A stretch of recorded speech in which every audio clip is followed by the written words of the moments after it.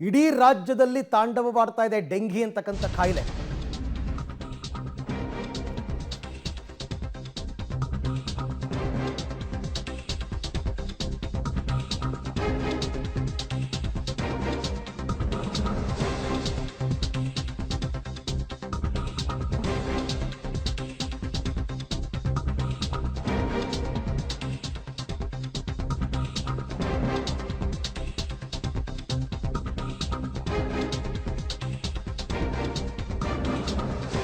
ರಾಜ್ಯಾದ್ಯಂತ ಹೆಚ್ಚಾಗ್ತಾ ಇದೆ ಡೇಂಜರ್ ಡೆಂಗಿ ಆತಂಕ.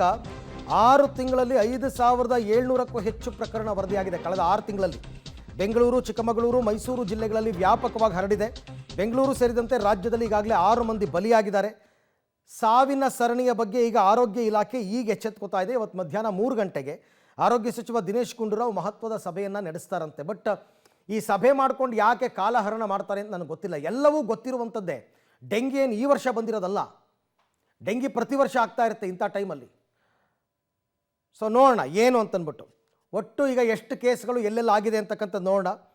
ಬೆಂಗಳೂರಿನಲ್ಲಿ 1,563 ಕೇಸ್ಗಳು ದಾಖಲಾಗಿದೆ ಇಲ್ಲಿ ತನಕ ಡೆಂಗಿ.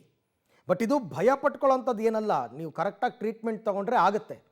ಚಿಕ್ಕಮಗಳೂರಿನಲ್ಲಿ 491, ಮೈಸೂರಿನಲ್ಲಿ 479, ಹಾವೇರಿನಲ್ಲಿ 451, ಚಿತ್ರದುರ್ಗದಲ್ಲಿ 265, ದಕ್ಷಿಣ ಕನ್ನಡದಲ್ಲಿ 233 ಇಷ್ಟು ಕೇಸ್ ದಾಖಲಾಗಿದೆ.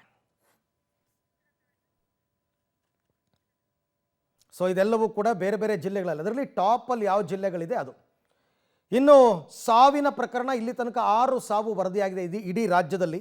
ಹಾಸನದಲ್ಲಿ 2, ಬೆಂಗಳೂರಲ್ಲಿ 1, ಶಿವಮೊಗ್ಗ 1, ಹಾವೇರಿ 1, ಧಾರವಾಡ 1. ಇದು ಸಾವು. ಒಟ್ಟು 6 ಸಾವಾಗಿದೆ ಡೆಂಗಿ ಪ್ರಕರಣದಿಂದ. ಸರಿಯಾದ ಸಮಯಕ್ಕೆ ಟ್ರೀಟ್ಮೆಂಟನ್ನು ತಗೊಳ್ಳದೇ ಇದ್ದರೆ ಈ ರೀತಿ ಆಗುತ್ತೆ.